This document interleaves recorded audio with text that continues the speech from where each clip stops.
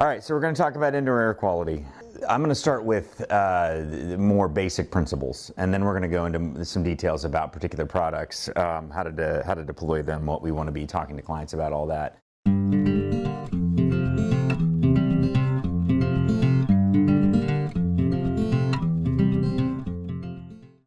Indoor air quality is a challenging conversation because a lot of times there are not easy solutions to the problem. Okay, so I'm going to just start there. So anytime we think we have easy solutions to indoor air quality problems, or we can just easily offer something that's going to change the world for our clients, we're thinking incorrectly about indoor air quality. Some of the smartest people that I know in the indoor air quality space have a lot more questions than they have answers. And I know that's not like a super fun conversation to have here. That's not a fun way to start.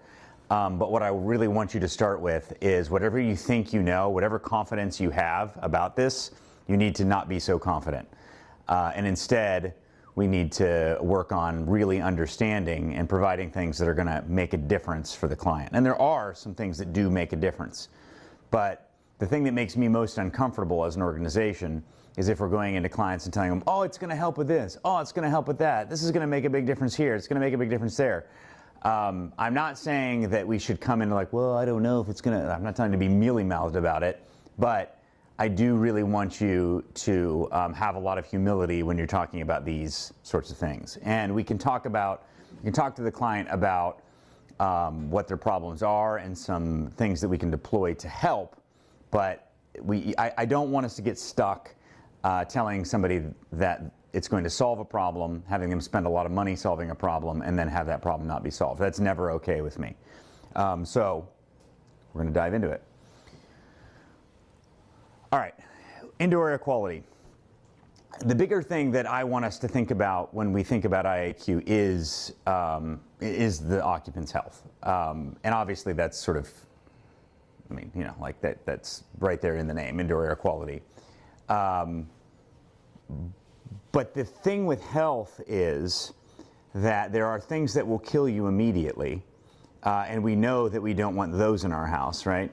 The vast majority of the things we're talking about are long-term chronic problems that you probably will never notice, meaning you won't even probably know that you have a problem other than maybe a few little things. Maybe you notice a little odor, maybe you notice that your throat's a little scratchy, and that makes it tricky.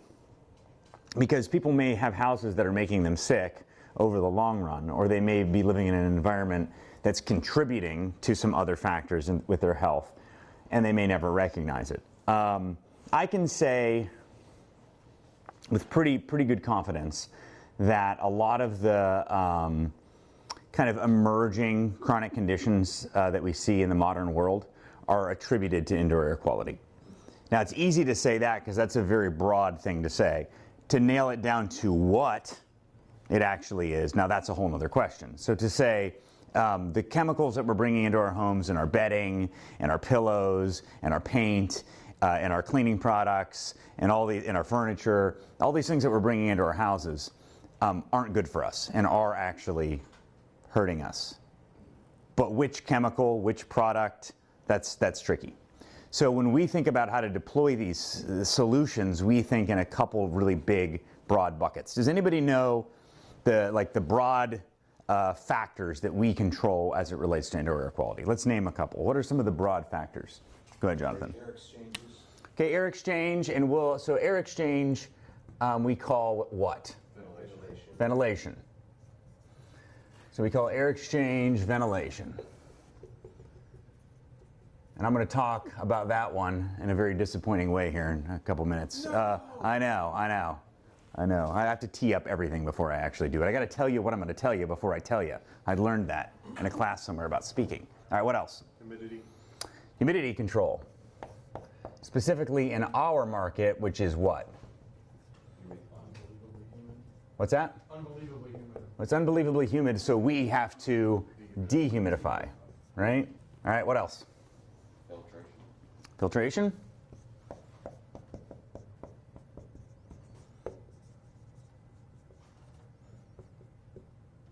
What else? Envelope. Envelope is, yeah, that's a good one. That's actually not one that's on the common list, but I like it. There are two different categories of clients that I want us to really quickly identify. You have clients who just want some benefits of cleaner air. It's just like, hey, why not, right? I feel fine, there's no problems, my kids don't have asthma, I don't have a real concern, I just want to upgrade my air. Fine. But then you have people with real health concerns. And this is something that your traditional sales tech, like the ones who maybe don't really know that much about how to fix air conditioners, they salivate over the client who has health concerns. In theory, that seems like a huge opportunity, but that's actually the case where I am the most concerned. Because again, if you have a client who believes that we're going to provide them with better health and they actually are kind of relying on that, that's a space where we really need to slow down. When you have a healthy person and we throw a UV light on, or a bipolar ionizer gets stuck in there, it's not gonna, they'll be fine. Like, it's not gonna hurt them. It probably isn't gonna make a huge difference. But if you give somebody confidence that you're gonna solve an asthma problem or some real, because you get a lot of cases where people have real symptoms, but then there are a lot of people where it is psychological. The effects that they face is because they think they're smelling something or they have a sensitivity to something, and then their mental state actually makes that a lot worse. And anybody in management who's had to deal with clients who have that sort of sensitivity knows that selling them stuff that doesn't end up working is a nightmare. Like, you don't want to go down that path. So making sure that we really understand this stuff, and that you're always thinking about what type of client am I dealing with here when we're talking about indoor air quality. All right. Two different types of respiratory contaminants. You have active and non-living, and that's basically what we're saying. We're saying alive and not alive. Viruses, the argument is, are viruses actually alive, like coronavirus? It's actually an RNA virus, so it's not like alive in the traditional sense, but Spiritually alive. It's spiritually alive, right. It's great, praise and worship night, it's amazing. Yeah, that wasn't funny. So a lot of the focus of kind of your, ever since COVID came out, a lot of the focus from people who try to sell this stuff is on it killing products, things that we deploy killing stuff. Most of what we are really trying to do is trying to prevent it from living in the first place, or keeping it diluted to the point that it's not going to hurt you. The idea that we're going to grab a sneeze off of somebody or a cough off of somebody and just disinfect it before it makes it to another person is really a fool's errand, especially in a house. When you're working in a hospital or in some sort of other institution where you have really high-end air cleaning equipment, HEPA, high wall UV, that kind of stuff, that has been shown to make a difference. But inside of a home, we're not gonna grab a sneeze off of somebody and keep it from infecting the person they're sneezing on. That's not gonna happen. So what are we trying to do? We're trying to prevent the conditions that actually lead to these issues, and those conditions are poorly ventilated and non-humidity controlled. If we can keep a space properly ventilated and properly humidity controlled, we're going to have a much better chance of controlling these issues in the first place.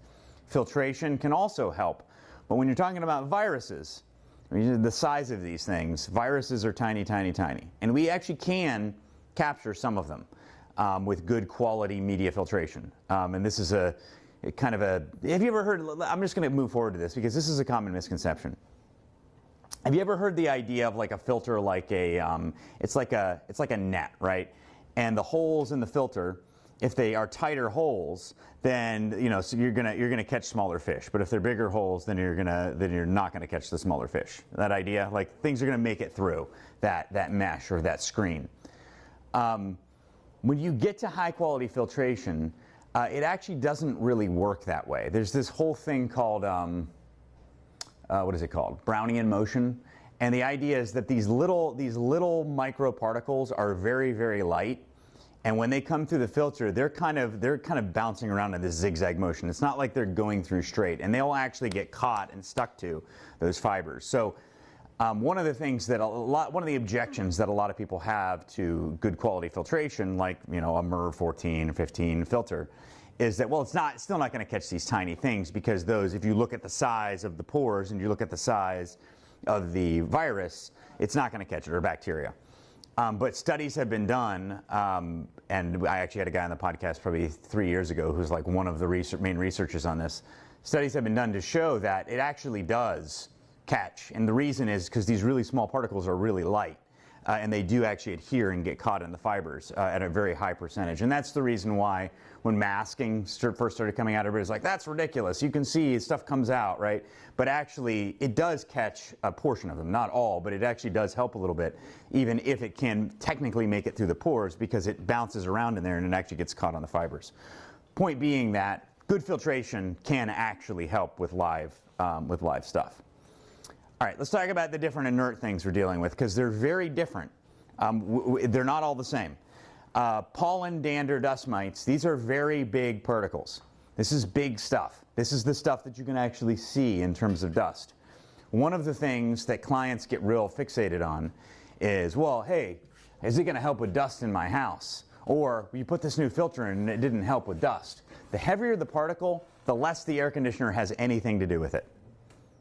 Okay, I'm going to slow down a second and say that one more time. The heavier the particle, the less the air conditioner has anything to do with it in the occupied space. Why is that? So here's some theories. What's that? It's not moving through the air, it's going to fall out. Exactly. The heavier it is, the less likely it's going to really be circulating in the air. Now, it still can, and a lot of that still does get picked up, and that's a lot of what you see in a filter. Now, have you guys ever noticed that direct returns, direct filter back returns, and overhead returns have a pretty significant difference in how quickly they get dirty? If you have a client who has dogs, animals, small children, same thing, and they have, hey, I've got a lot of them, so solid surfaces on the floor, and filter backed, direct returns, floor level. I mean, it's crazy. I mean, sometimes you have to change those filters like every week. I don't know if you remember my aunt back in the day. She was freaking out with a AC service provider. There's a whole story about this. I'm not going to tell it here. But she was freaking out with AC service provider because you're telling me I got to replace this filter every week? Well, in certain circumstances, yeah, because it's actually acting like a vacuum cleaner, right? It's a solid surface that's making it. Now, does that mean that she's a dirty person? No, she's like one of the cleanest people I know, but it's being drawn straight into the return. Now, is that actually helping her house? No, it's not. That's not a positive thing, right? The way you deal with dust in your house, like this kind of dust, is by dusting, right? The way you deal with dirt on your floor is by vacuuming with a good quality vacuum, right? That's how you do that. It doesn't. So anybody, because you're going to get this when you're talking about indoor air quality, you're going to get the client. So, well, is this going to help with dust in my house? And you need to know how to answer that question, which is mostly the dust in your house is kind of that lower strata. Imagine these really heavy particles. The stuff we're really worried about is the stuff you don't see. That's the stuff that actually makes you sick and affects you. And this is not up for debate. You may have an alert. So this is the challenge with allergies. People will talk about, well, you know, I have allergies to whatever.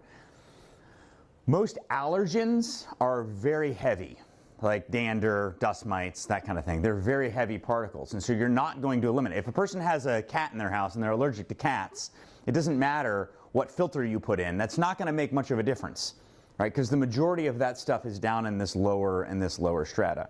Now, am I saying it won't make any difference? It might make a difference in some cases, right? I'm not, but don't count on that. That is a source of overpromising.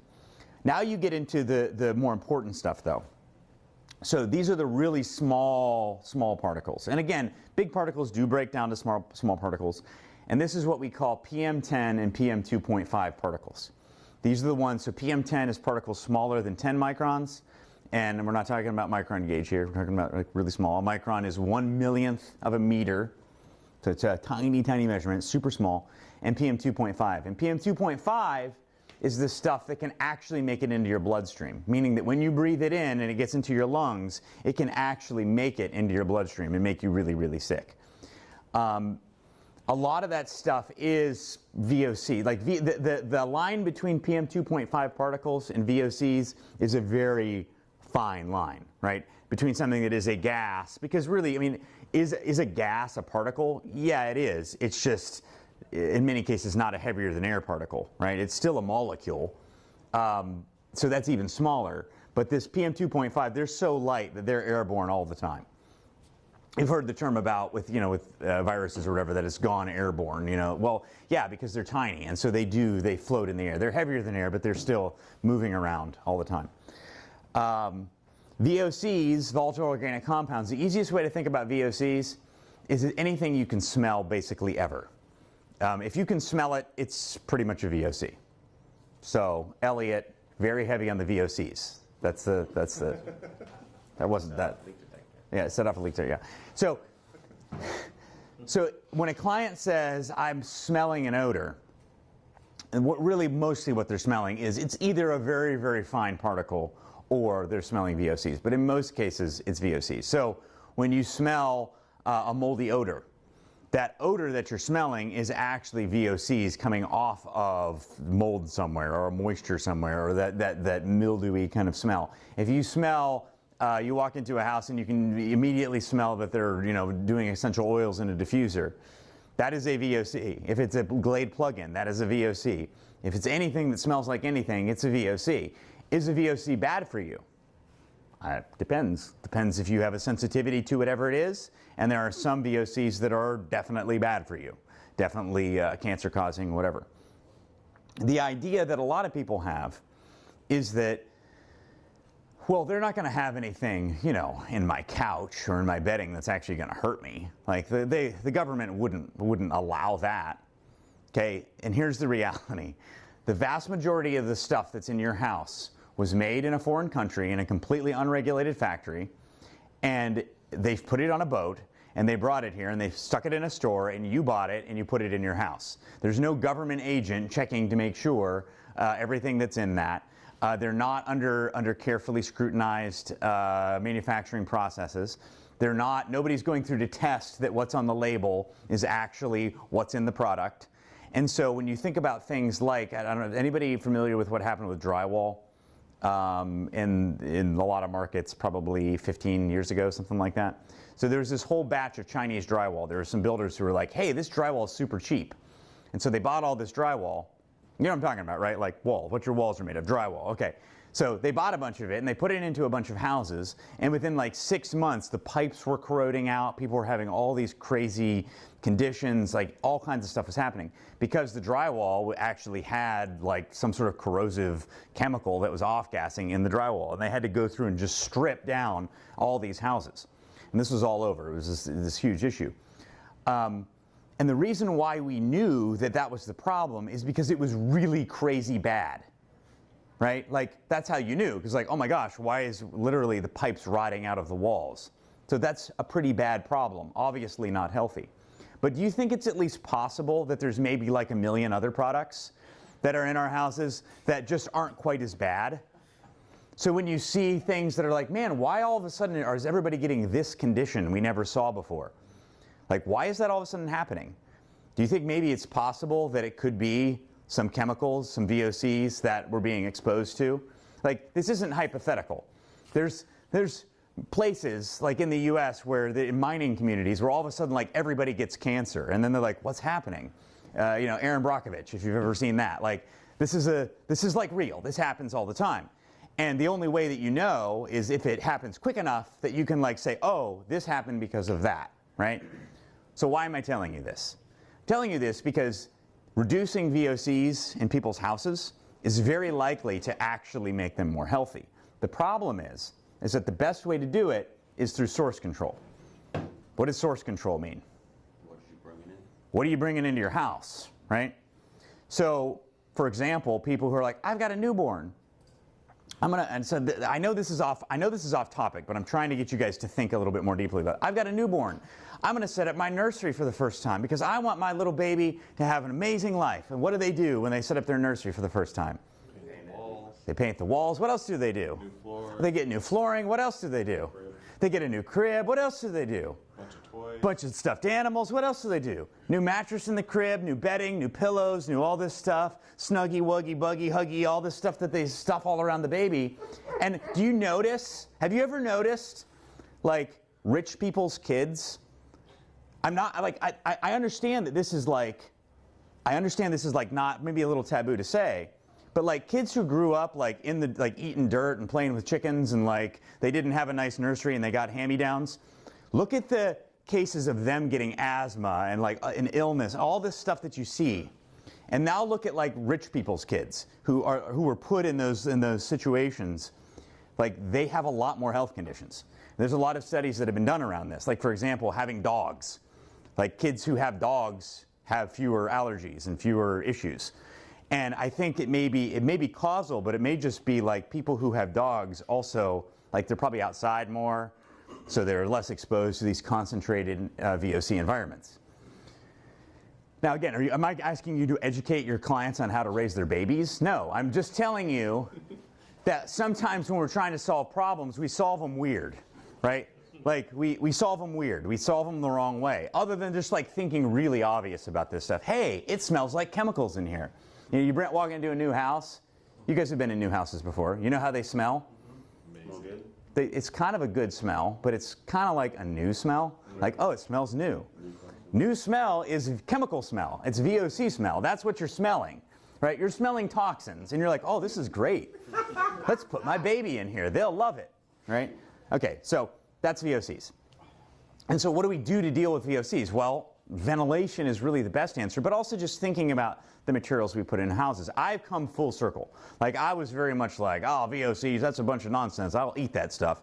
And now I've really started to believe, yeah, low VOC, paints, things like clay plaster that actually absorbs VOCs. There's a lot of technologies now that are really just old school stuff that's coming back again that make a lot of sense and make for healthier homes. So don't downplay that with clients. When clients are making decisions about how to actually solve problems, reducing chemicals in your home and going to low VOC materials and using things that have actually had a chance to off-gas before you bring them in their house. I mean, like reality, if I was going to today stick a baby in a new crib, I would leave that crib like on the porch for a month before I brought it in. I'm not kidding. Like that is what I would do. Or I would get one used because it doesn't have to be lead paint for it to be dangerous. That make sense? Okay, so I know I'm spending a lot of time here. Maybe this is a little boring, but I'm just trying to set a baseline. Carbon monoxide and carbon dioxide. I need you guys to understand the difference between those two, and I need you to not get them confused. So if you think it doesn't matter, please focus for a couple seconds here and make sure that we know the difference. All right? So carbon dioxide. What is carbon dioxide? 2 O's. 2 O's, right? Die. I don't know why it's 2. It won't make you die as much as carbon monoxide, so I don't know why they call it carbon dioxide. That wasn't funny. Stop, Elliot. Stop it. So carbon dioxide is part of the air. It's natural. We exhale it, right? The trees use it and convert it back into oxygen. It's part of the natural ecosystem. When we have elevated levels of carbon dioxide inside of a house, what does that tell us? There's no ventilation. It tells us the ventilation is poor, right? Now, you will get elevated levels of carbon dioxide when you're doing combustion processes as well. So if you're cooking and all that, it will elevate it. But carbon monoxide is actually a byproduct of combustion. So making fire, right? So cars running in the garage, you live near a highway, you live in the city in general, people smoking in the house, people cooking food over gas, people using gas appliances that are improperly vented or have other issues. That's carbon monoxide. And carbon monoxide will kill you. And you will not smell it and you will not know, you will just die. Or if it's low levels of carbon monoxide, it will over time make you sicker and sicker, and you won't know why. And that's the reason why I recommend low-level carbon monoxide detectors anytime there's combustion appliances in the house. So I'm going to pause. Every time there's combustion appliances in the house and the client does not have a low-level carbon monoxide detector, not the one that's already on the ceiling, a low level, I want you to offer that because you are doing the client a great favor and you are doing Kalos a great favor by doing that. Because if a client has a low level carbon monoxide detector on the wall and it starts beeping, they won't die. If they don't have one on the wall, the one that's on the ceiling often has such elevated levels that they could get very, very sick before they would even know. Right? And it also just provides some redundancy. It's a really good idea. Like, if I had combustion appliances in my house, I would have one, and I'm like the worst homeowner in the world. So, tells you something, because I don't do anything I'm supposed to do in my own house. So that's a really important one. Carbon dioxide is just like an indicator. It's an indicator of poor ventilation. If you have high levels of carbon dioxide, if you have 4 times the regular levels of outdoor levels of carbon dioxide are right about 500 parts per million, something like that. If you have 2,000, what will happen to you? Sneeze. No, you won't sneeze. You'll Decrease of energy. Yeah, you'll be a little lethargic. You'll get sleepy. Brain foggy. You'll get sleepy. It's probably the reason why you get sleepy at Thanksgiving. Really, it is. Because you're cooking inside, which produces carbon dioxide, and you have a bunch of people inside. So elevated levels. I did it at my house last Thanksgiving. It was like way up there. So people are always like, it's the turkey. No, it's probably that you're suffocating just a little bit. No, it's not great for cognitive function, but it's not a big deal. In terms of the things that we talk about, elevated carbon dioxide levels are not that big of a deal, but it's an indicator of another problem, which is you should probably get some fresh air. You should probably mix the air a little bit, right? Ozone. O3. Ozone, you smell it after a thunderstorm, right? If you have a really big lightning storm, that smell that you get outside, that's ozone. It's kind of an invigorating smell. And so what happens, oxygen that we breathe, what is the chemical makeup? What is the atomic makeup of the oxygen that we breathe? O2. It's O2. It's not O. O is highly unstable, so O doesn't stay O. A single oxygen atom does not stay a single oxygen atom. It bonds to another one to create O2. In the case of a lightning storm, you're breaking up O2, and then you get these free O1s, and sometimes they bond to O2s, and it creates this unstable O3. Eventually, it ends up degrading. But O3 is ozone. When you have an unstable molecule like that, it reacts with a lot of things. And so it actually sort of like oxidizes. When you think about the easiest thing we can think of for oxidizing is rust. Right? So you take steel, the oxide of steel is rust. You're actually changing it chemically. So you're doing chemistry basically. Well, that's what happens when you have O3, is now you've got these little crazy free agents that have this one oxygen, and it wants to oxidize other stuff. So it takes other molecules and changes them with its little third guy who wants to be free of the relationship.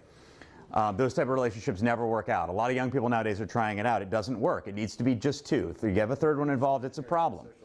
Right. You have to do it.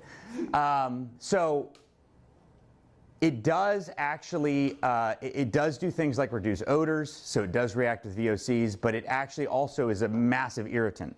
So for a long time, we were bringing ozone generating devices into houses. When I was at my prior company, we used to do this. If there was a mold problem or if there was an odor in a house, we would bring in an ozone generator. We would put it in the house. The occupants would have to leave. And we would just let the sucker run, and it would just sit there and react with all the chemicals in the house, and it would reduce odors. It does do that.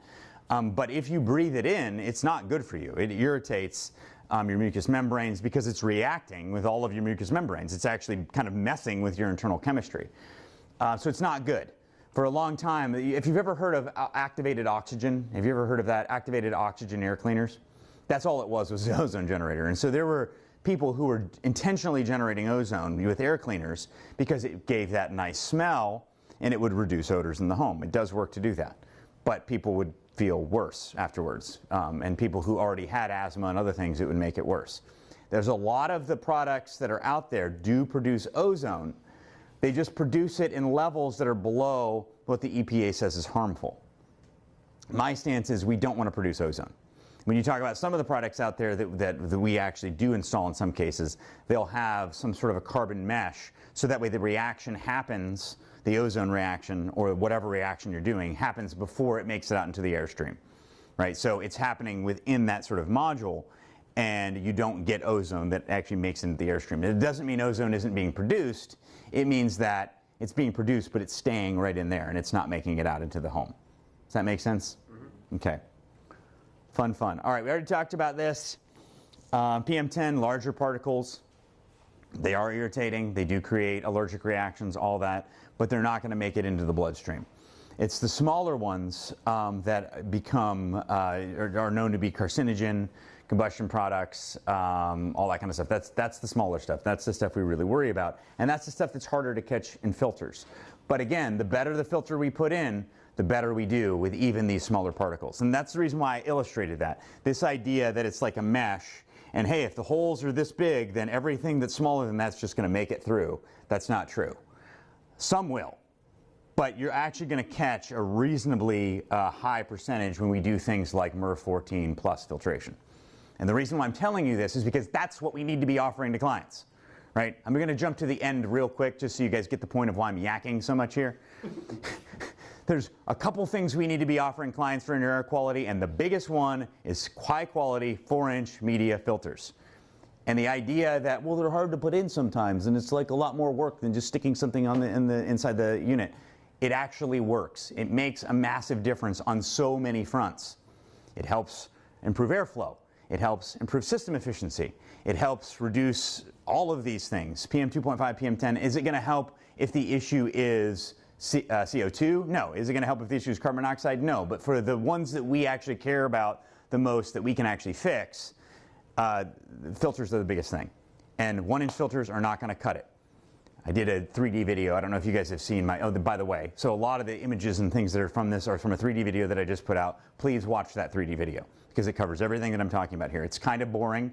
It's definitely on the boring side of the 3D videos I've made, but it just sort of lays the baseline of like, how does this all work? What can it actually impact?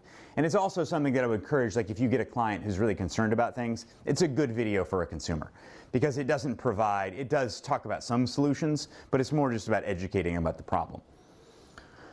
Anyway, so when it comes to particles, we deal with particles with filters.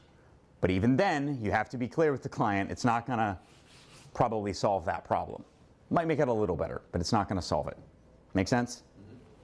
Get a better HEPA Dyson something filter. I'm not an expert on vacuums, but like a good quality vacuum, that will probably help more than your air filter. All right. Here's something that you need to know about measuring contaminants. It's real hard.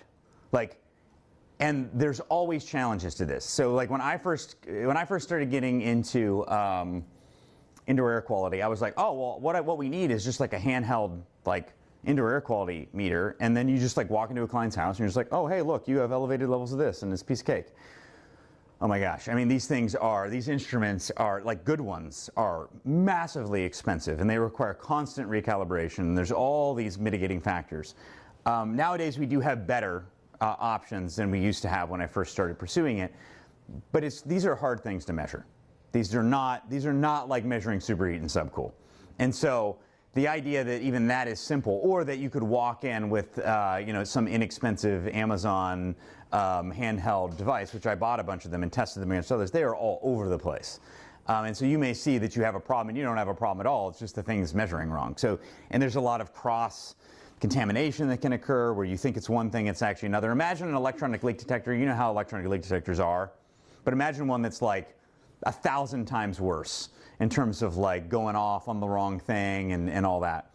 But it can be done. It's just tricky. That's where things like low-level carbon monoxide, though, really helps, because like one of the reasons why you guys all got the low-level carbon monoxide is because I don't want you walking into an unsafe environment.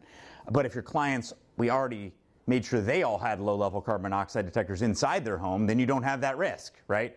Because even if it's in the mechanical room, and you have 100 parts per million in the mechanical room, out in the living space, it's going to still be elevated enough to make the alarm go off, if that makes sense.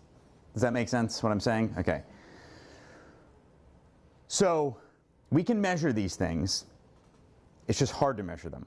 But keep in mind that just because we can measure some things doesn't mean we're measuring everything. So for example, people will say like, well, all right, let's see if we have bacteria in this space. Let's see if we have viruses in this space. They don't make virus and bacteria.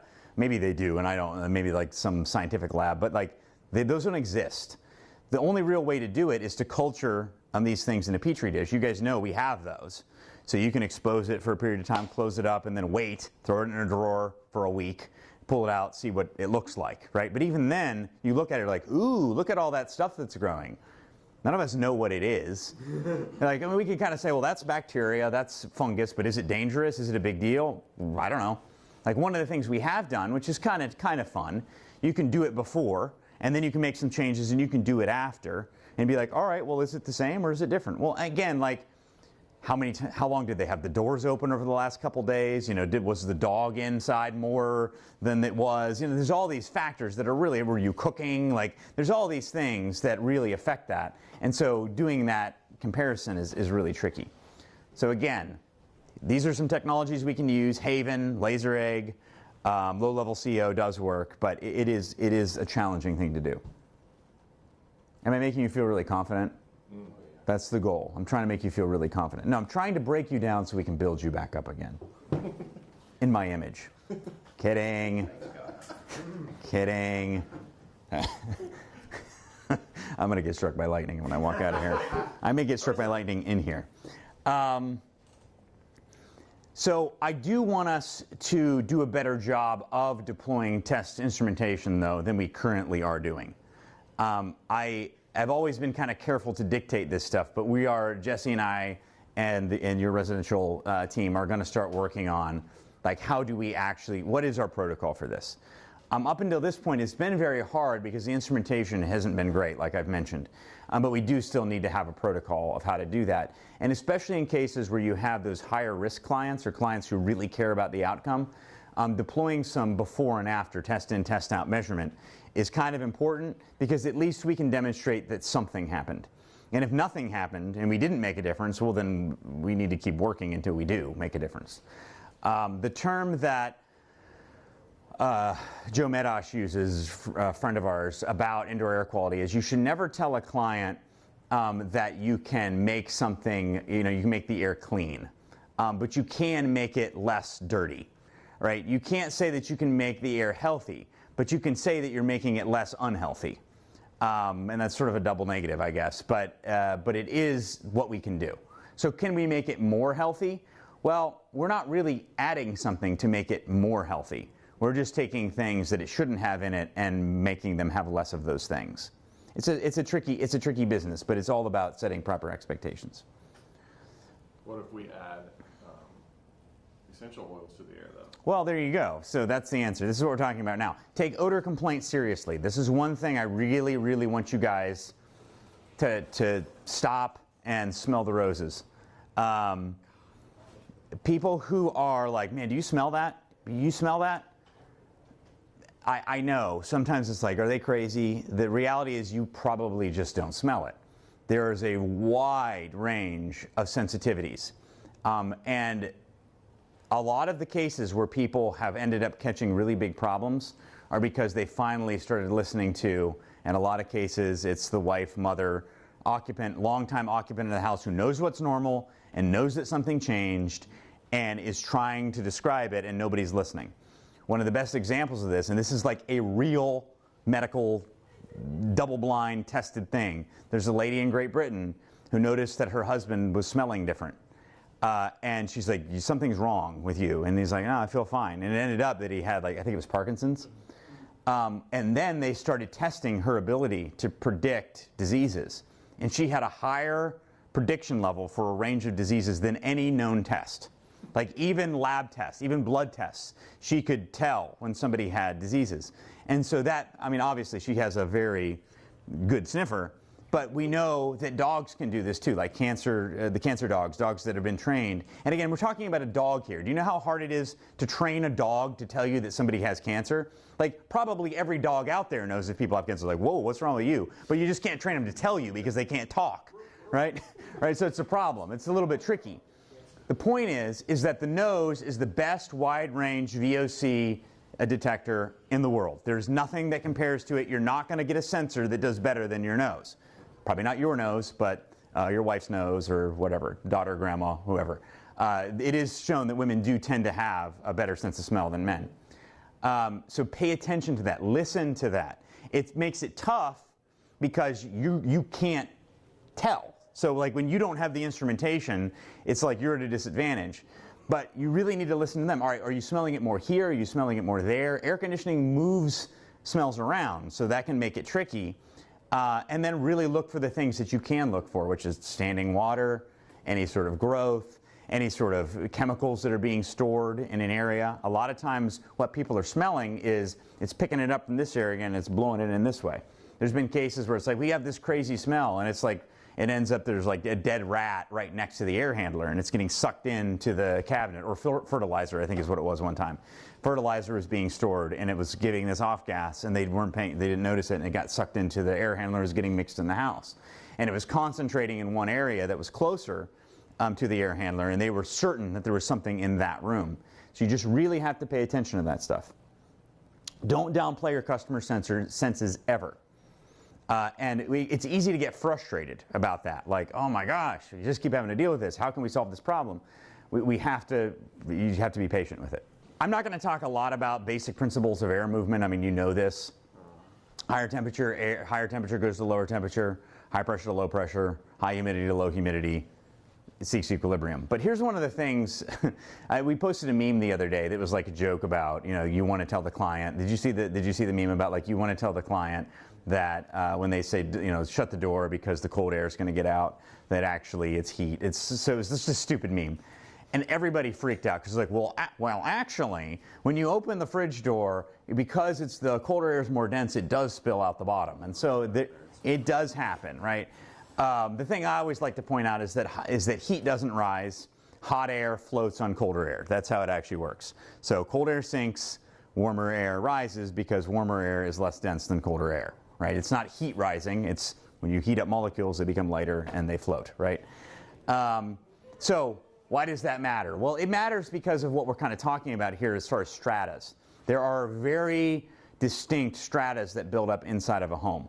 So you'll get pretty distinct conditions from where we sit and a cathedral ceiling, for example. One of the ones that we have right now, and you'll notice this, but Boyd, his house his vents are dripping, right? Well, why do vents tend to drip more in cathedral ceilings than they do in spaces that don't have cathedral ceilings? I don't know if you guys have ever noticed this before, but it does tend to happen. Get more humidity up there because it's a higher ceiling. You actually do get higher dew point air. And it's higher dew point air for a couple reasons. One is that it's warmer up there, and so when air is warmer, it can hold more moisture, right? So that's one reason. And the other reason is that water vapor is actually lighter than air. I know it's crazy, like, because we think water is heavier than air. Well, liquid water is, but water vapor is lighter than air. That's the reason why we have clouds, right? They wouldn't be up there if it wasn't for the fact that water vapor is lighter than air. So if you start measuring dew point, you use a psychrometer, you will go, if you go up to peaks, like roof peak in the attic or roof peak in the ceiling, you'll notice that it's higher dew point up there. So it's more likely to condensate. That's a factor. But it also, you get stratas of particles like we mentioned. So heavier particles tend to go lower, lighter particles tend to kind of stratify up through the space. The thing is, we live in this lower strata, and sometimes just mixing air within a space can make a difference in indoor air quality. It's not that you're changing it like compared to outside, but you're just mixing it within the space and it's making it a little bit more equal. That's where sometimes, and this is kind of a crazy one if you get a case where you have a vent that's in a cathedral ceiling, especially if it's a little bit closer to the peak than usual, and it's starting to sweat. A lot of times if you install a ceiling fan, it's sort of a last case thing. I did it a couple times when I was at Del Air. You install a ceiling fan, it will solve the problem. But it's not because it's not because of like, oh, I'm blowing air over it and that's causing the water to evaporate off the vent or something. All that you're really doing is you're just mixing so that way you're kind of evening out the dew point of the air through the space. Does that make sense? Mm-hmm. So that's where ventilation within a space can be slightly helpful. It's not a huge thing. Leakage as it relates to indoor air quality is massive. Massive, massive, massive. And massive in ways that you don't often think about. So let me give you an example. We've talked about this before, but I just want to kind of hammer this home because a lot of the issues that we see in homes are related to this. If you have a room, let's say it's a master bedroom, and there is more supply in that room than return, okay? Happens a lot. Mm-hmm. More supply in that air than return. And that client shuts the door every night when they go to bed. What happens in that room? It's pressurized. Room becomes pressurized. I want everybody to get this, okay? So please try to hang with me. You shut the door, there's more supply than return, the room becomes pressurized. What does that do to the airflow in the room? Decreases the airflow in the room because the room is pressurized, okay? And that is what we used to always focus on. The room is uncomfortable because now not as much air is going in. But what happens to the whole rest of the house when you do that? This is what I want us to really focus on. What happens to the whole rest of the house now that this room is pressurized? It becomes depressurized. When you depressurize the rest of the house, what happens in terms of air entering the house? Air enters. Where does it enter from at night when the door is closed? The attic. Comes in from the attic. Why? Because the vast majority of the gaps and cracks entering a normal Florida home are from the attic into the house. Are there gaps and cracks around windows and doors and all that? Yes, a little bit, but not as much around every can light, around every boot, around every top seam of the drywall, or around outlets, behind cabinets where they made holes that they didn't patch. All that stuff is just sucking in air. And it's usually coming from the attic because it comes through the stud wall channels, all that. So sealing all of that does actually make a big difference. But if you can't seal it, and we can't seal it all, balancing the pressures inside the house also makes a pretty significant difference. And this is something new that I never realized. When you see houses, this is just a side note, especially for the senior techs. When you see houses that just aren't keeping up and you can't figure out why, have you ever run into that? Houses that just aren't cooling well and you can't figure out why? You're putting probes in the equipment, it's producing the right BTUs, you don't see leaks in the ducts. Why is this happening? You would never think that the reason why the whole house isn't keeping up is because of return and supply imbalance in zones. But Jenry Garcia did a series of tests on this where he showed that like you can have up to additional ton of capacity, meaning wasted energy, because of pressure imbalances that happen all the time because of pressure imbalances within particular zones and within particular bedrooms. Now again, is this a problem if the client leaves all of their doors open? No. But you get that one client who does shut a couple doors and that problem just gets worse and worse. This is why you may have two houses that are sitting right next to each other. One doesn't cool well and one does. This one that doesn't cool well is because they're shutting doors and it's resulting in pressure imbalances all night long or all day long whenever they keep the door shut. And it's this very continuous problem. It's not an intermittent thing, right? Like, so system airflow, obviously we know, right? System can't get airflow, it doesn't produce the capacity you want, right? That's obvious. System BTUs, hey, charge is wrong, TXE's bad, blower set up wrong. We know all those ones, right? We're good at that part. You can put a true flow grid in and verify that it's producing the right airflow, all that stuff. But all that could be fine. But if the house is leaky and the pressures are imbalanced, you're bringing in a lot more BTUs, right? And when you're bringing in BTUs from the attic, what comes with it? Dirt, dust, mouse poop, moisture, all kinds of stuff. All kinds of things we don't want in the house. So what's the solution to that? Balance pressures within all the zones. How do you do that? Well, either make larger passives, undercut doors, that kind of stuff, or just balance the return and supply if they're both active. How do you know? How do you know, Bert, if you have pressure imbalances inside of a house? Well, you would have to actually test it with the Pascal. Yes, with a precision manometer. So the manometer that we use with the True Flow Grid, DG8, or the one that we use with the blower door. You just, literally all you do is you hold the manometer and you put a tube under the door. It's a really hard test. And you run the system. Right? And you can shut some doors, like, hey, which doors do you keep shut out of curiosity? These two, okay, great. Oh, hey, I've got 6 pascals difference. Problem. There's an issue there. Now here's the thing.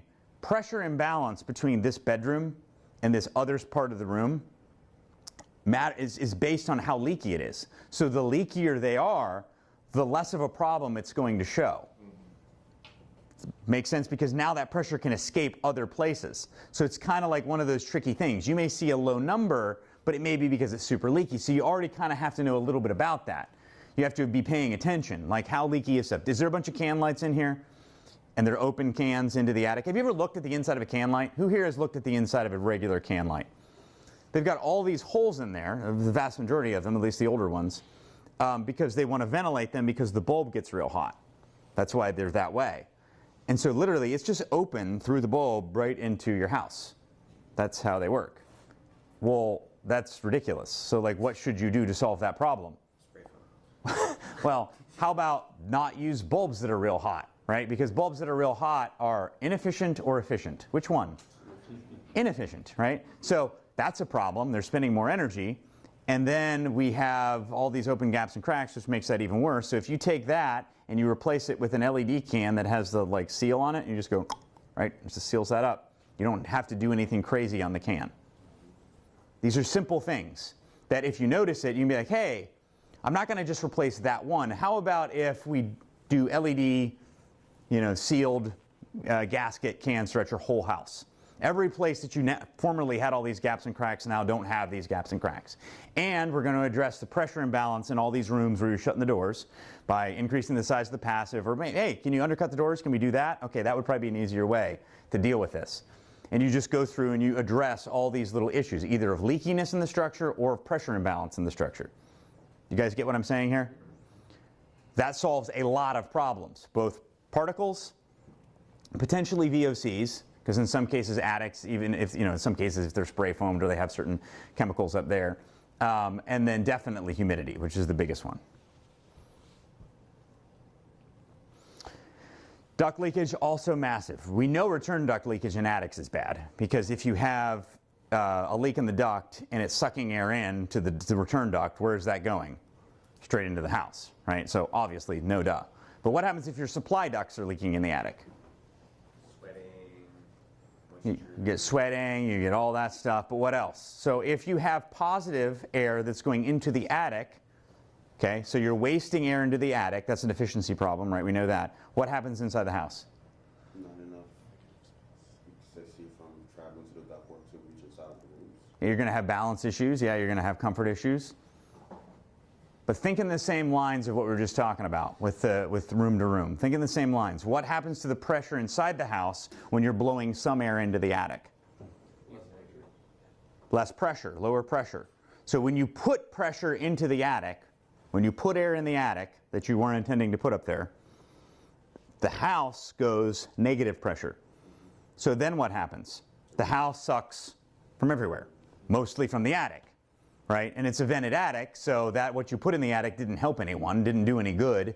If it was a sealed attic, well then that wouldn't be that big of a deal or as big of a deal. But because it's a vented attic, you're wasting all that energy. You're wasting energy, you have duct sweating, more likely to have mold in the attic now, plus you have negative pressure in the house, which now makes the humidity more of a problem, and it makes issues during the hottest days of summer with the house keeping up. So in the same way, balanced return in supply in rooms is a big deal. Duct leakage is a really big deal. Like, it's a much bigger deal than we used to think it was. And it's one of those things that we need to pay more attention to. We need to, especially when you have those issues that won't go away, we need to do things like duct testing, leakage testing, all that. It's not something you do every time. A lot of it is just visual. How about under platforms? You guys ever run into platforms that don't have a return box under them and they're in a garage or something like that? Ever run into that? Oh, yeah, major problem. Because if it's sucking in air from a garage or whatever space it's in, that's all generally unconditioned air. Now, does it matter as much if it's in the conditioned space? Well, no, because we know that you have a closet air handler and it's got a louvered door on it. Well, I mean, that is an open return. I mean, that's an open return, but it's in the same space that it occupies. But now imagine a closet with a louvered door on it, and you look up in the ceiling and you see these big gaps and cracks around the conduit, around the side of the air handler. Is that closet that air handler is sitting in with louvered door, is it positively pressurized or negatively pressurized? Negative, because it's pulling return from that space. It's sucking on that whole space. And so now it's sucking down through the attic, it's sucking from everywhere. That's moisture, that's humidity, that's particles, that's all that stuff. Source control is the biggest thing we need to be thinking about. Why is it getting here in the first place? Thanks for watching. If you're willing, give this video a thumbs up and drop us a comment. Don't forget to hit that bell icon to stay updated with all of our future videos.